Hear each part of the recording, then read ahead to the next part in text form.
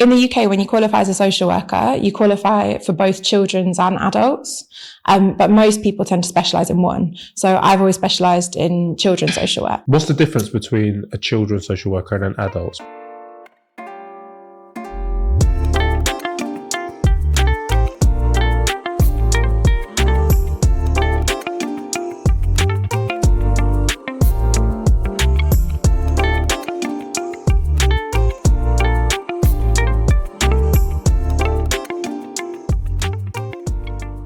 Hi guys, welcome to another episode of What My Best Friend Does, where we talk about what your best friends do so you don't have to. Today, I'm joined by my best friend, the Practice Manager in Children's Services, Kathryn. Kathryn, how you doing? Good, thanks. Welcome back. You're on the Vibes and Tribes version of the podcast, but now you're on What My Best Friend Does. Yeah. How you doing? Good, thank you. Good. We like to start with an icebreaker these days. What did you want to be growing up? It's a boring answer. I wanted to be a teacher growing up, so I wanted to be a primary school teacher. But I'm not. Yeah. You wanted to be a primary school teacher. You've ended up as a practice manager in children's services. So is that like social work? Yeah, so I'm a social worker, yeah. Okay, amazing. Could you briefly talk us through your journey to this point? Yeah, sure. So for social work, you have to have like a degree qualification. Mm-hmm. So I did an undergraduate degree in something unrelated. It was history. And I did start my teacher training qualification, but I realised quite quick it wasn't for me. The dream became a nightmare. The dream became a bit of a nightmare. I got asked in like maybe my second week in placement to teach a year 6 maths class, and I completely freaked out. But also I think I just realised that I'm interested in kind of the one-on-one relationships, building relationships with children and young people, rather than teaching a whole class full of kids a curriculum I don't necessarily agree with. So I think starting the teacher training is what led me to realise social work is what I was more interested in. It's the pastoral stuff, it's building the relationships, supporting. So you started teacher training, mm-hmm. That didn't work. Then what happened next? So I did a graduate scheme to get into social work. So I'd already done my undergraduate degree. I'd done a bit of work in like the charity sector, education sector, and then started the teacher training, dropped out, started the social work graduate scheme. And is that like, so if the teacher graduate scheme is like a PGCE, did you do like the social work equivalent? Yeah, well the teacher graduate scheme would be teach first. Okay. And it is the kind of equivalent. So frontline is what is called the social work one. You can catch me on the front line. Exactly. Sorry. Or when I actually did frontline, if you Googled it, the first thing that would come up was cat and dog flea spray. Okay. So that was, but now it's been going for 10 years and now it comes up first. So it's more prestigious these days. So you did frontline. How long did that take to complete? Yeah. So when I was in the first ever cohort. So I was in the first year of it. And when we did it, it was a 2-year program. So the first year you qualified as a social worker, you were in placement, you had a 5-week summer institute where you went and did like learning in a kind of compressed, quite intensive way. Mm-hmm. Then you were placed in a local authority for the year. And at the end of that year, you're qualified as a social worker. The second year, you did a master's. So I did mine in research, policy and practice. And you do that alongside the full-time job. So you're doing your first post-qualified year alongside a master's in your spare time, aka weekends and evenings. So it's intensive. But yeah, it's a paid route in. So for me, that was the main reason I did it. It's a paid route into a profession, if that makes sense. So no more loans, no more debt. You're getting a small like grant, but yeah, it's like a salary. So yeah. Amazing. 2 questions I have off the back of that. One, how much does the qualification cost to do frontline? Is it like university fees? Very similar. Well, it doesn't cost. You're paid to do it. You're paid to do it. Yeah. Okay, so it's a charity, but it's I think DFE funded predominantly. So you get in the first year. Department for Education. Yeah. Sorry, I will probably give you loads of jargon. But in the first year, it's probably changed now. It's 10 years ago. But in the first year, I think we got the equivalent of a 22k salary. Mm-hmm. And then in the second year, you jumped up to whatever your local authority paid their newly qualified workers. Okay. So for me, I was in East London. I think it was around 30,000. Oh, wow. So maybe, yeah. For an opening salary, once you're fully qualified, you could say people can expect in the region of about 30,000 social workers. Around 30. I think I was in like maybe 32, 33. Wow. But outside of London, you might be on a bit lower because obviously you get London waiting. Mm-hmm. But yeah, that was kind of where I started at. Okay, amazing. And you mentioned the fact that you started at that was about 10 years ago. So you've obviously been in social work a long time. Talk me through what a typical day or week would look like now. Okay. Well, I taught you through it a year ago and I'll talk you through it now. Okay. Actually, do you know what we'll do actually first? Can you define kind of social work and the need for social workers? Yeah, sure. Well, in the UK, when you qualify as a social worker, you qualify for both children's and adults. But most people tend to specialise in one. So I've always specialised in children's social work. Mm-hmm. What's the difference between a children's social worker and an adult's? Because you hear about child services, got some funny stories about, threatening to call them on my parents back in the day. But yeah, what's the difference between child and adult? So in children's, as a social worker, you're allocated to the child or to the young person. We work with children from pre-birth. So we'll work with some like pregnant mums all the way up to when they turn 18. And also if you kind of think about care leaving services, so for young people who become looked after by the local authority, children's services will support them up to the age of 25. Mm-hmm. So that is our kind of our cohort, our group of people that we work to support. We obviously work with their parents, their carers, extended families, but we're allocated to the child or young person. Adult services is for adults. So they work with people over 18, often people who have either, kind of potentially like complex learning difficulties, like disability, or sometimes kind of elderly people who need assessments and care packages. So it might be kind of elderly people who are kind of have been in hospital for various health reasons, helping them back out into the community. Mm-hmm. So the focus is more in children's safeguarding of young people, in adults safeguarding of adults. Okay, great. Talk us through a typical day a year ago and a typical day today. Well, as a social worker, I've spent my whole career in kind of like child in need, child protection. I don't think there is a typical day as a social worker, to be honest. Like I guess what's typical about it is it's really varied. Your job is really varied and really different. So some of the time you'll be out doing home visits. You might be going to see kids in schools. You could be in court. You might be at a child protection conference, which is like a big multi-agency meeting in an office. So it really is quite varied. Like it's not a 9 to 5 sit at a desk type job. You could be, in people's homes, in the community, taking young people to appointments or supporting them to attend things that are important for them. So it's a real mix. Okay, great. And with what's your caseload like? How many cases are you working at any one time? I think that varies a lot depending on where you work. So when I worked in East London, I think I know what I was on when I left there, and I was working with about 27 different children. 3 of those families were in court proceedings, so it was quite a high number of children and families to be supporting at once. Where I work now, I work in North London, and I say it's generally a lot lower. We don't tend to go over 20 children. Most social workers are working with kind of, I'd say like 7 to 9 families at a time. So I think it makes it a lot more manageable. And I guess jumping back to what you were saying about a typical day for me now that I'm a practice manager, so I line manage 5 social workers. And it is more desk based, if that makes sense. Like I'm not out and about as much as I used to be, which I do miss. So it's more about providing supervision, providing support, enabling those social workers to do their jobs to the best that they can and support the families. And I guess, so you're a step removed from the kind of the front line. The front line. You mentioned supervision there. What is a supervision? Okay, I suppose it's like the one-on-one that you have with your line manager in my organisation. So I provide supervision to all of the people that I line manage, and it's a space where you talk about how that person's feeling, how the work's impacting them emotionally, kind of how the families they're working with are. So you kind of get the updates on what's going on. You think about what else needs to happen, what might need to change, what we might need to do. So it's a mixture really of a space for that worker to feel supported and a space to think about kind of case direction, how we better support those children and families. And, you mentioned the fact that you've been doing management for about a year.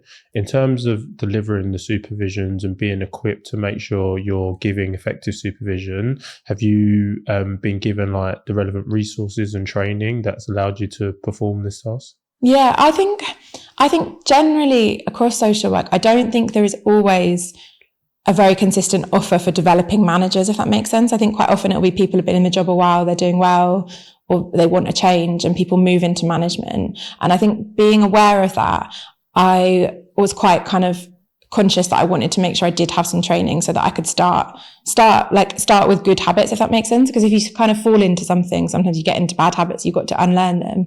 So I was lucky that I got a place on a kind of national management training. So I went on that within my first probably month or two, I think, in the job.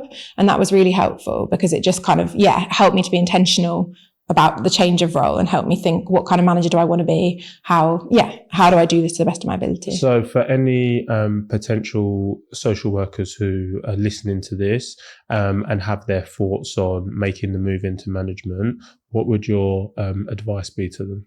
I guess, speak to people within your organisation. I think all local authorities are a little bit different, look a little bit different, feel a little bit different. I would definitely speak to someone who works where you work if you're looking to stay in the same area, just so you've got a realistic idea of what your next steps might be. I think something a lot of people do before they become a manager is become something called a practice educator. So that means that you take on students in your placement. So people who are currently doing their social work degree need placements. And as a practice educator, you'll host students in placement. So like, for instance, often there'll be like 100-day placement. So you have a student that comes, that kind of shadows with you, co-works with you and learns how to do the job like that. And I think that's a really good thing to do before you consider management, because you're still in practice, but you're also seeing what it's like to support someone's development and learning. Mm-hmm. So I did that probably 2-3 years before I moved into management. And I really enjoyed having students. I think it's like they're often really enthusiastic. They're fresh. They bring you learning. Until they realise what the day-to-day actually entails. No, not at all. I just think they bring something to the team. Because I think if you've got a really experienced team, it's brilliant,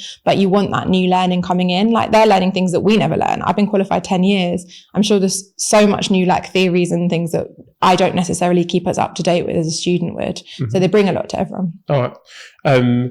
That's given us a good insight into the role. I do have some more specific questions for social work in general. Here, I know you'll like this. In the context of the austerity measures post the 2008 global crisis, how has the reduction in government spending affected family safeguarding initiatives?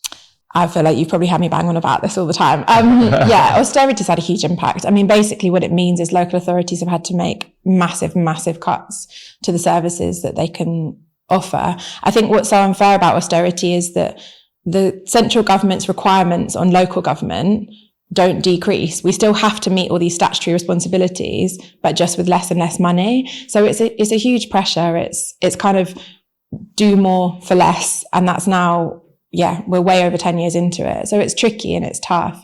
I think what it means for us is it relies a lot on the kind of the goodwill and the willingness of the public sector professionals to work very hard. I think there's a lot of people who do a lot of overtime. There's a lot of people who do things that are probably outside of their role and remit, but because there are other resources lacking. So it puts a lot of pressure onto services like us, teams like us. That's so crazy. And just double clicking into that, can you share any specific examples where this has had a particular strain in children's services? The cuts? Yeah, I think children's services is more protected than some other areas of the council, because I think generally central government, the public would not accept children not being safe and protected, if that makes sense. Mm-hmm. So I will say that we're more protected than other parts of the council. But it's what else gets eroded, if that makes sense. So obviously we work with families in a context. When you take away all the other things families need, problems get worse. So for instance, lots of local authorities early help offers have been cut significantly.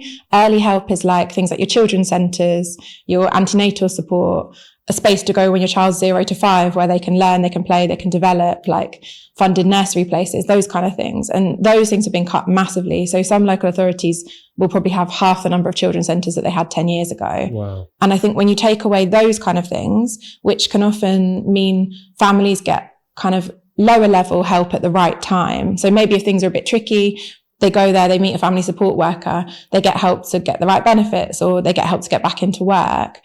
Some of that stuff has been eroded, and it means what we're doing now is a lot more kind of firefighting, crisis management. Things get worse before they get better because that early help, has been eroded. That's crazy, man. I don't even know what to say. I'm literally at a loss for words, and I suppose just think how you vote. General election coming up. Think how you vote. Yeah. Think about other people when you vote. Don't just think about yourself. And I suppose, you mentioned the general election. Is this something that is spoken about in the manifestos? Like, is there a plan, let's say, if Labour is to come in, that they're going to pump more money into children's services? It will often, it will always be touched upon or mentioned, but I mean, often not enough, I don't think. And I suppose it's, like I said before, it's about the context. So it's looking at wider things. It's looking at what are those parties saying about housing, for instance? Because I think that's one of the things that's been a massive problem. The number of children we work with who are essentially homeless. So they live in temporary accommodation, which means constantly getting moved, having to change school, change GP, losing support networks. So I think when you're looking at things like manifestos, it's not as direct as seeing what it says about child protection.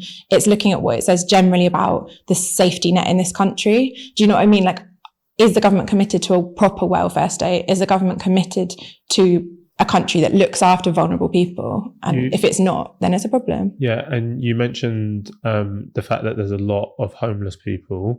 What are you saying, that in the last 10 years it's significantly increased? Yeah, definitely. I mean, when I say homeless, I think I don't know about the street homeless population. I'm not kind of talking about people who are literally out on the streets, but councils, like children's services, are often having to support families into temporary accommodation. So if there's not been enough development of permanent stable housing, so council housing association, and then families end up in situations where they're getting moved between private accommodation, which is basically where the council pays over the odds for often quite inadequate accommodation and housing. And it doesn't serve anyone. It's not, just a big waste of taxpayer money. Massively. And it's really disruptive for those families, like being put in Tottenham for 3 months and then that landlord says they're selling it or they've got to put the rent up. So you get moved to another property. Maybe you're now in Waltham Forest. You change schools, you've changed, all your services. And when you're a vulnerable family, your services matter. That's your wraparound support. And maybe you're moved away from your nan, maybe you're moved away from your auntie. It's huge. It's really disruptive. So, and I suppose the last thing I'll say on this is, so the government knows that this is happening, but they're kind of just turning a blind eye to it at the moment. Well, we might be going to talk about it, but obviously there was an independent review into children's social care last year. So, and that's a big piece of work. It's kind of, I suppose, of our generation, that is the biggest review that will probably happen into children's services. So I wouldn't say it's not that it's not being thought about, but I think when we do these kind of reviews, it's kind of what happens after. What is the action? What's the action? What funding is getting put in to make these recommendations a reality? I mean, it's so funny because they did the police review. They found out that the police are institutionally racist, shock horror. They'll do this review. They'll find out that they're a load of crap, but nothing actually changes. They just do these reviews and then they don't actually do anything. It's just, I just find it so patronising. It's like, how do you get meaningful change after reviews? It's kind of it's easier, I think, often to say this is what's not working. What's harder is following through on a long-term basis to create a sustainable solution. Yeah. And I think it's short-term funding is often really long-sighted. These things don't require someone caring for 1 year, 2 years. They require long-term, secure funding. Building a firm foundation that will fix things for years to come. The recent independent review that you've just talked about suggests streamlining early intervention and transforming care. How have these recommendations influenced your approach to family safeguarding? Okay. I think what you're referring to there. So I know I mentioned in the last question a bit about early help. So that's kind of universal services, open to everyone's support, which is before you'd get a social worker, before that statutory higher level involvement. What the independent review into children's social care is suggesting is that some of the work that we currently do, so in our team, we work with families on child in need plans, which is a voluntary plan, which is about providing support, and kind of making sure that children can achieve, thrive, and families can achieve and thrive.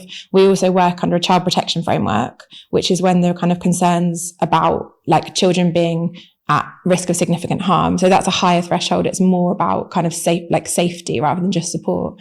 And what the review is suggesting is that kind of child in need work, the more support level work, can be done in the early help space. So kind of trying to separate it a little bit. So the child protection work and the child in need work, it's kind of looking at moving them apart. I think it's a really interesting idea. I think all big changes it's hard to fully imagine it until you see it in practice.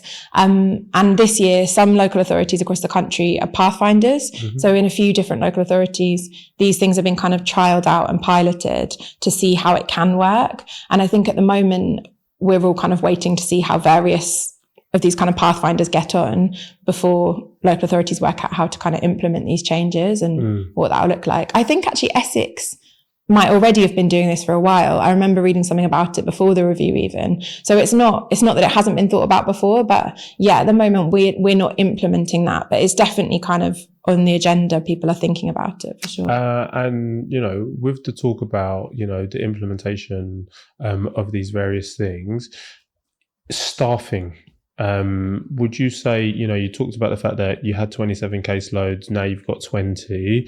Would you say that there's adequate social workers around to actually provide the services that are required? Yeah, I think that's something that in the time I've been doing social work, so in the last 10 years, has become much more difficult, I would say. Like there's been a number of times over the last year or 2 years wherein the team will be kind of short-staffed.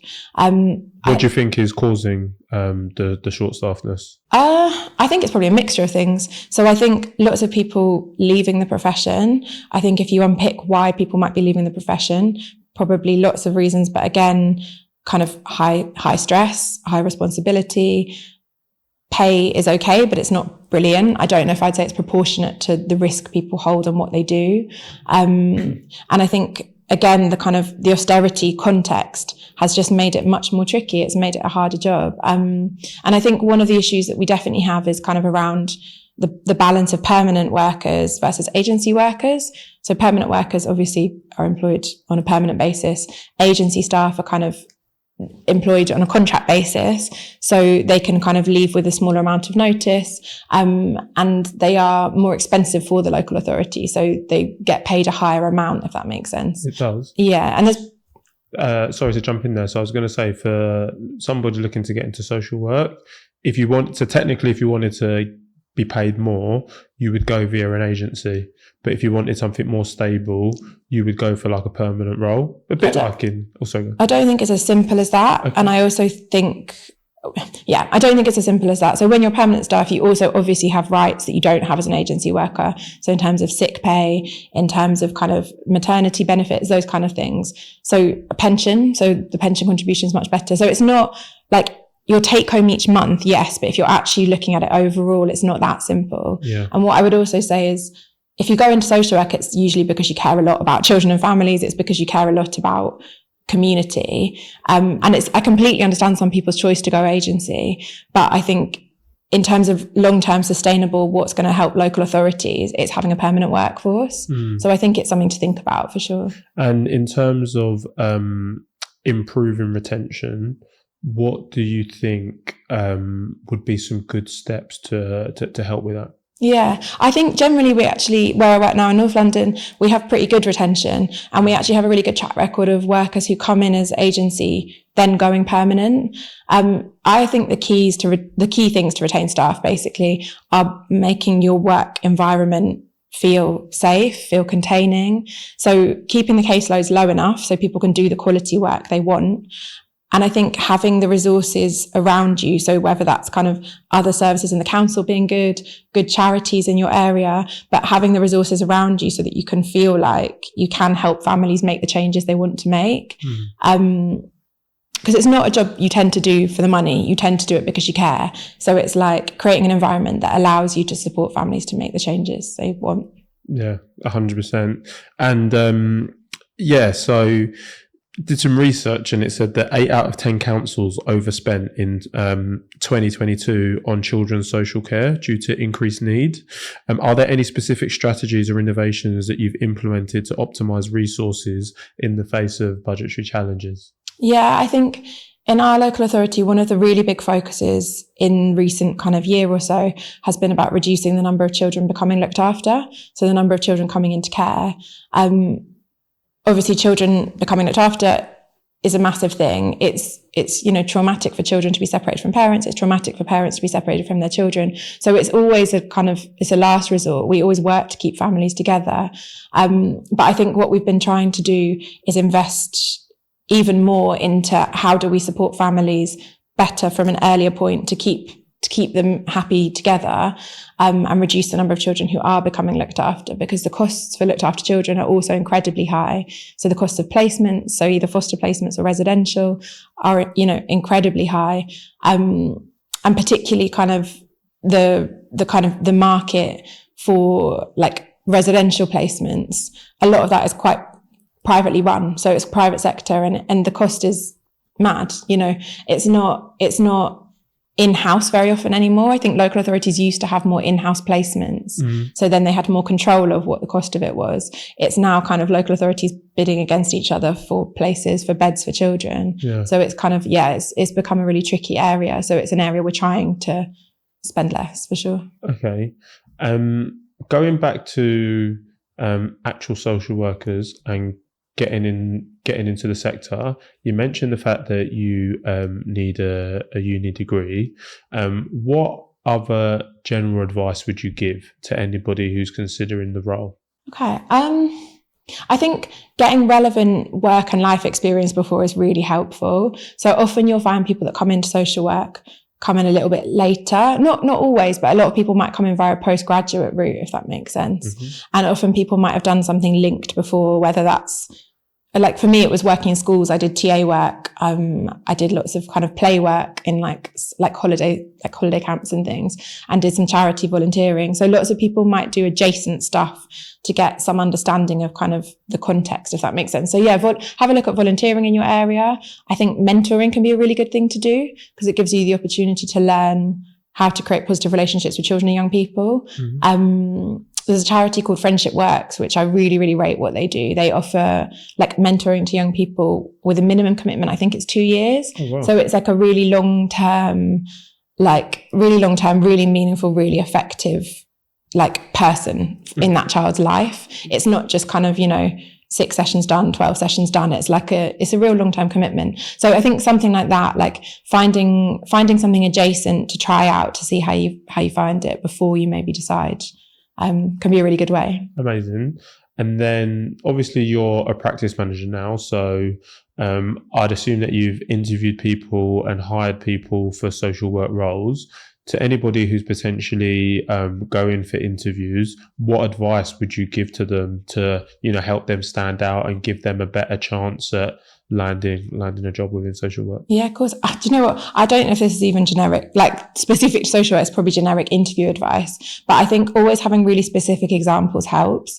Like you want to know that someone really knows what they're talking about and can give you kind of that real personal kind of example. So I think whatever the question is, bring it to life with a family you've worked with, a child you've worked with, a parent you've worked with.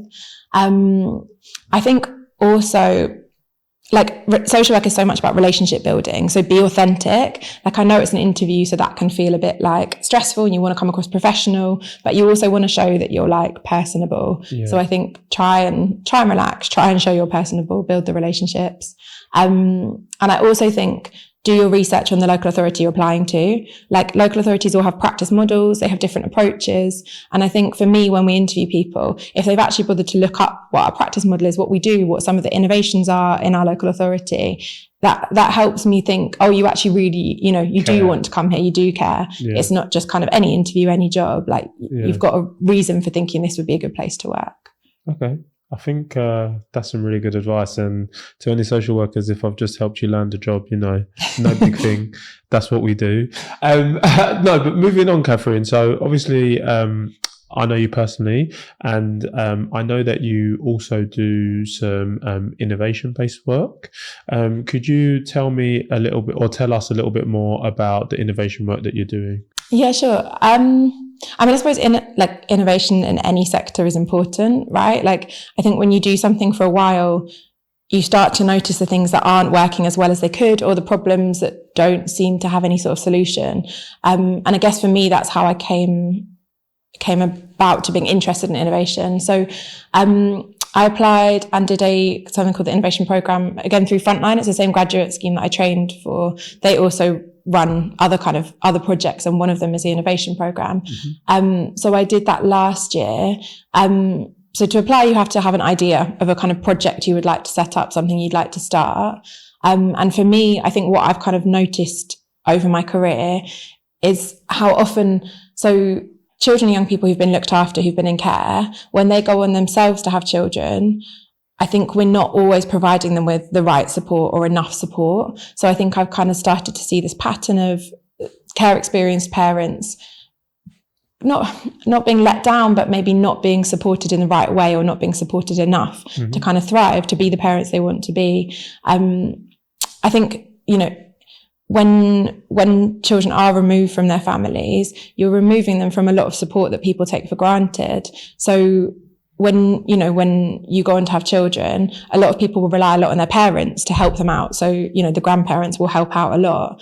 I think when children have been in care or been looked after, sometimes those relationships get disrupted. Sometimes contact won't happen, or sometimes their parents might still be struggling with things that made them not be able to safely care for them. So they don't always have that support. And I think it's about, the idea I've got is about how do we support local authorities to provide better support to care experienced parents. So how do we ensure that they can be the parents they want to be and have the things and resources they need to do that? So first off, sick. And it sounds like something that, it isn't just going to be done. It's, you know, going back to what we were saying before, putting the building blocks in place that is going to help people for years and generations to come, right? Yeah, I mean, I think for a start, I think this isn't just social work, but across the public sector, I think there's much more of a commitment these days to co-production. So I think people are always really keen to make sure that we're not doing things to people, we're doing things with them. And the people that services are for should be helping to shape those services.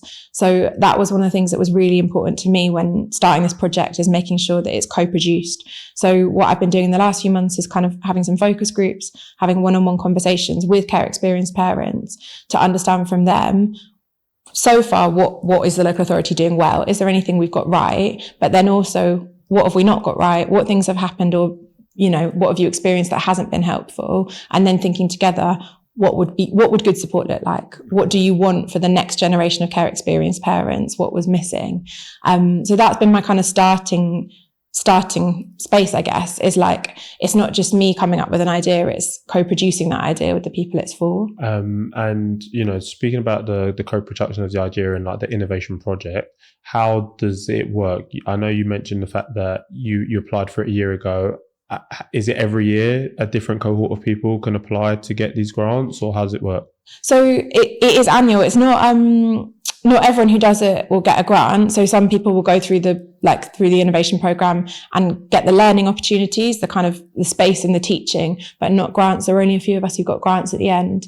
But I'm not quite sure if it's running exactly the same way this year or not, but I can share a link or something. I'll have a look afterwards and share a link. Okay. But I think, I mean, the opportunity to get together with other like people who are really keen to create change was really powerful. And obviously the grant has been really helpful as well. And there's lots of different organisations you can go to for grants too. So Frontline's where I got mine, but there's an organisation called Unlimited that's really good. There's quite a lot of different kind of foundations, charities where you can look to if you've got an idea that you want to kind of pilot and try out. And sorry if I'm getting this wrong, is Frontline specifically for social workers, those grants? Or it was specifically? Yeah. Okay, cool.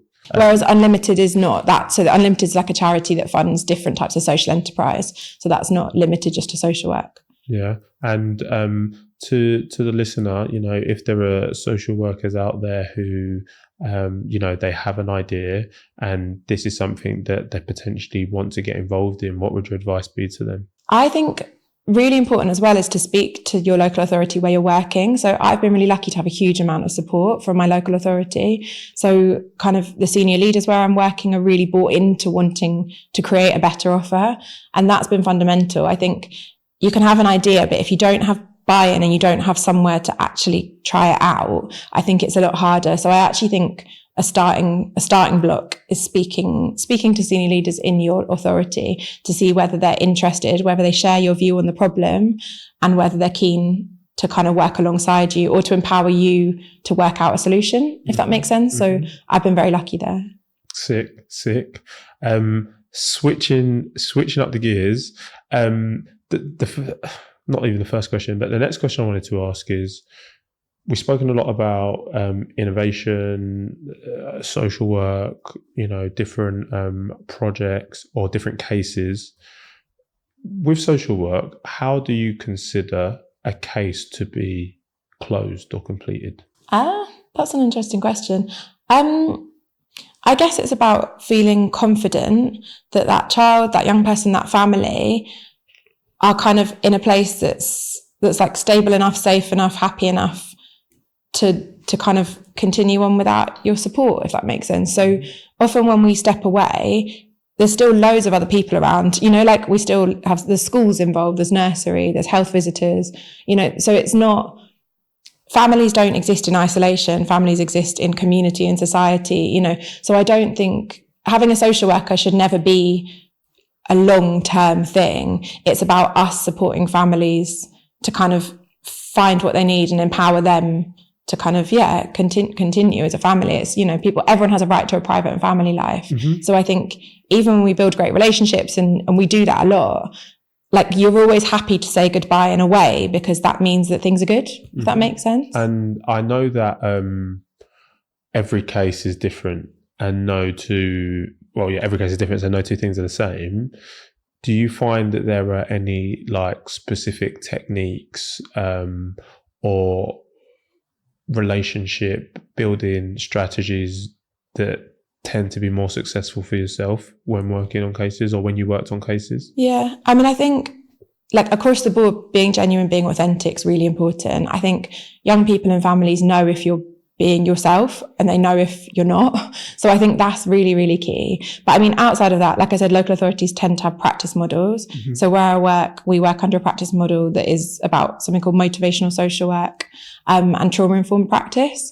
And kind of cornerstones of that are about kind of empathy. It's about empowerment. So it's about kind of enabling people to lead on their own change. So I think social work now is very much about, it's not about doing to people, it's about supporting people to kind of achieve their goals. So it's about trying to kind of work collaboratively. And I think that's really, really key, because just saying to people, that's not okay, or you need to do that differently, is never going to create sustained change. Like I think you want to elicit from people kind of what are their big hopes? What do they want for them? What do they want for their child? And then it's about kind of, empowering them to lead on change. Amazing. Something that keeps coming into my mind, when we spoke about like, whether social workers are fairly compensated, you said maybe not based on like the level of risk. Can you define some of those risks that you were kind of referencing, and just define the general risks that come with being a social worker? Yeah, of course. I mean, so when you work in the area that I work, which is kind of child protection, child in need, then for a child to be on a child protection plan, that's because there is a view that there's a likelihood of them experiencing significant harm. So, we're working with families where there are vulnerabilities and where those children might come to harm. So you're holding that risk all the time. Like there's lots of guidance about working together. So we don't hold it in isolation. We work with education partners, health partners, like all sorts of different, we use a multi-agency network. So it's not on our own, but I think as the social worker, you do kind of hold that lead professional role in those situations. So I think it's not something to be taken lightly. And I'm sure, it's nice to talk about the positive kind of stories and times when people have really made great changes and things are good, but people also obviously hear about kind of serious case reviews and times when children die, or, and that's the risk you are holding. Mm-hmm. You hope as a social worker you will never ever have a situation like that happen, but it does happen. And I think that when you sit with that kind of risk, it's a big responsibility. So I do think, it should be taken seriously and it should be rewarded for the skill, for the patience, for the hard work, for the dedication that it requires. Mm-hmm, mm-hmm. Completely makes sense. You've mentioned, some of the things that you've kind of got to deal with there as a social worker. For anybody listening to this, what would you say are like the key skills that make a great social worker? You've mentioned empathy and a few others, but I actually think what makes it a hard job is it's so broad. So I've mentioned the relationship building, the empathy. You've got to be able to go get on with people, make people comfortable. You're literally in and out of people's houses. You've got to be able to make people feel as all right as possible with that. But on the other hand, there's so many other skills you need. So like organization, time management, really, really key. You've got to be able to write really well. So we write assessments, we write plans, thousands of words every week, like a lot. So you've got to be able to write really well, and you've got to be able to tailor the way you write to different audiences. So you're writing for the child, you're writing for the family, but you might also be writing for a judge, you know, you're also writing for other professionals. So it's kind of, those skills are really important. I think also the kind of, like I was describing, sometimes we have child protection conferences or we chair meetings. So you've got to have the confidence to be able to lead that network, if that makes sense. Like as a social worker, you might chair a child in need review where 2 parents attend, 3 different schools attend because 2 kids are at primary, 1's at secondary. You've got a school nurse, so you need to be able to kind of have the confidence in those multi-agency settings as well to kind of chair and lead. So I just think it's really broad. Like the skills you need are quite varied, if that makes sense. Yeah. What would you say is the most important if you had to distill it down into one? You need a sprinkle of everything. I can't distill it into one, but you need that all-purpose seasoning. You need all-purpose. Yeah, exactly. You can't really, like, I think it's not to say, like, some people will have their strengths. Yeah. You know, you'll have that social worker that will, every teenager they meet, they'll chat to them even though they won't chat to anyone else, you know, and that is amazing. But they might find it harder to write a report. And then you'll have the social worker that will absolutely smash out court statements. They will be beautiful every time, but maybe they find it more tricky to, I don't know, play with toddlers, you know. Mm-hmm. So I think everyone's got their strengths, but I think you do have to build your skills across the board to be a good social worker.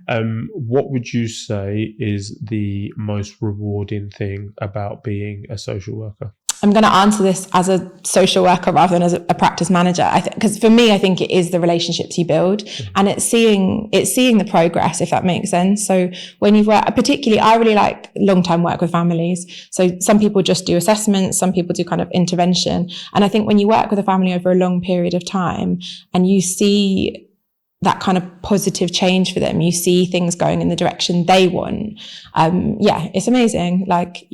It's really it can be really special. Sounds lovely. And then switching gears as we like to do, what would you say is the most stressful thing about being a social worker? I think it's not a job. It's not a job that's like this. It's a job that's like this. Yeah. So sometimes you'll feel like, actually, I'm relatively on top of things. And then you'll have some weeks where it's just like you're chasing your tail. And I think there are those weeks where it is really stressful. And I think, so you might have one particular family where things are really tricky and things have really kicked off and you're spending all your time trying to crisis manage for them. And I think in those moments, what I've often found really stressful is the fact that you don't then have time to check in with your other families. Like sometimes one thing can take up all your energy. And I've often felt really guilty because I'm like, well, they still need me and I just don't have it. So I think you can just find yourself spread very thin, and that can be quite tiring. Deep. When you are spread quite thin, just putting you on the spot here, what would your advice be to people? Lean on your manager, lean on your colleagues.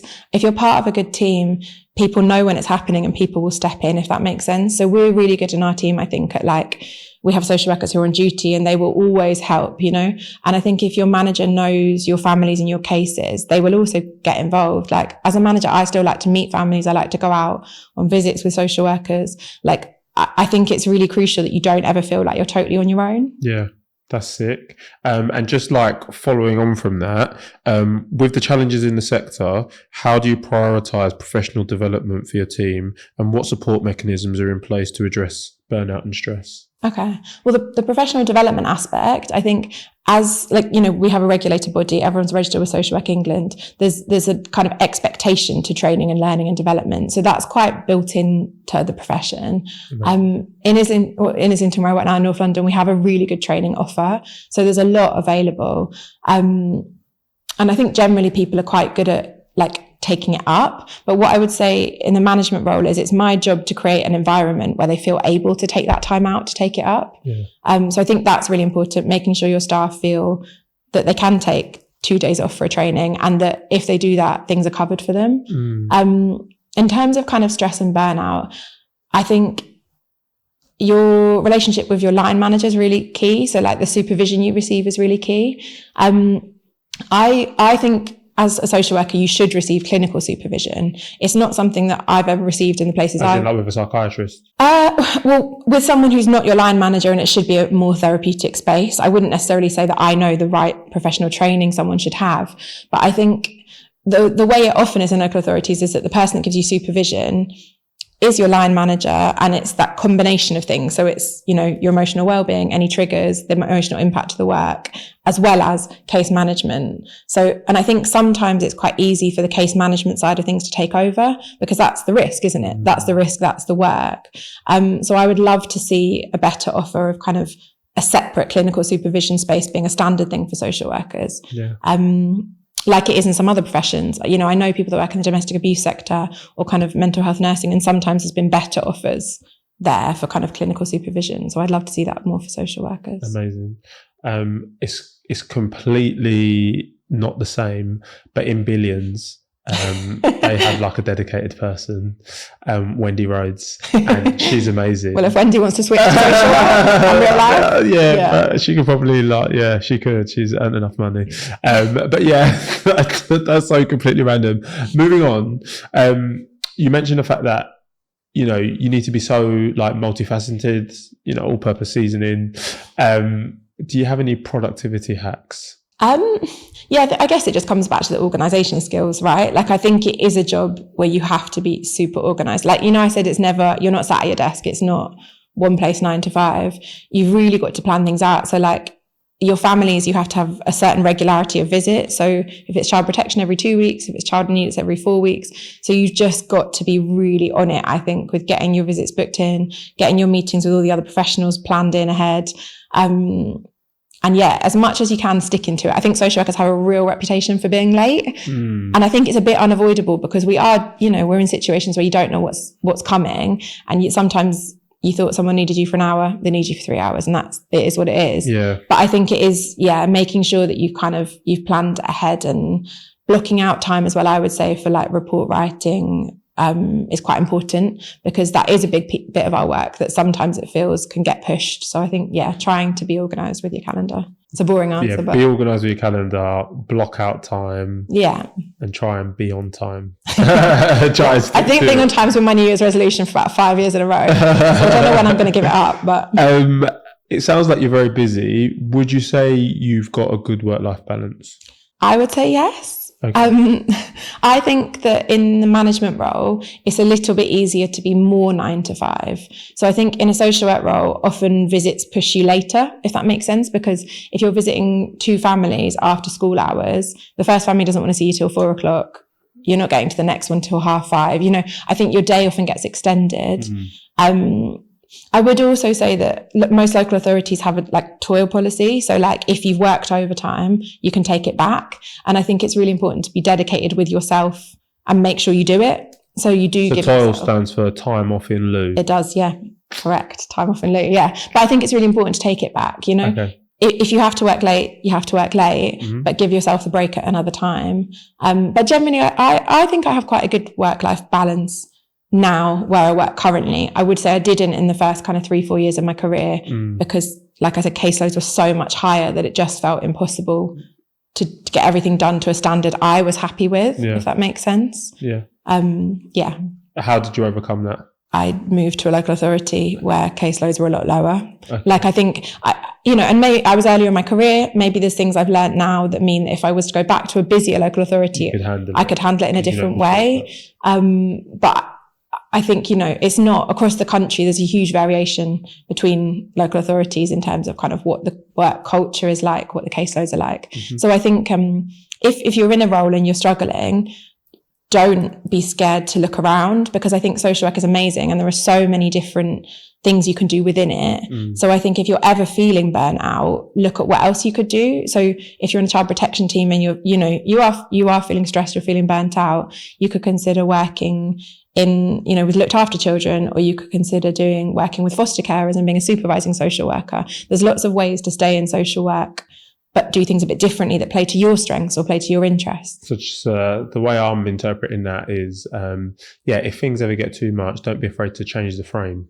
So you can contribute to the sector, but you can just do it in a way that is like more palatable for yourself. 100%. And I know some friends, for instance, who have done child protection, then might take a year and do something a bit different, and then might want to come back to it. So it's not, it's not to say that you won't return to what you were doing, but I think don't be afraid to try different things, move around. Yeah, I hear that.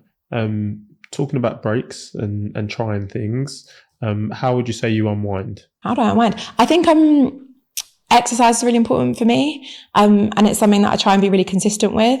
I've found that mornings are better because where work, well, maybe less now in the practice manager role, but where work can be unpredictable. If I used to have a 6 p.m. gym class booked, often I'd end up cancelling it. So for me, it's like that time before work is a really nice time to look after myself and do my own thing. So exercise in the mornings is really important. And then I think for me, it's relationships, like time with family, time with friends, like that is really important. And I protect that. And I think when I said I have a good work-life balance, I think for me, my weekends are mine. I don't ever I don't log in on a Sunday and check my emails.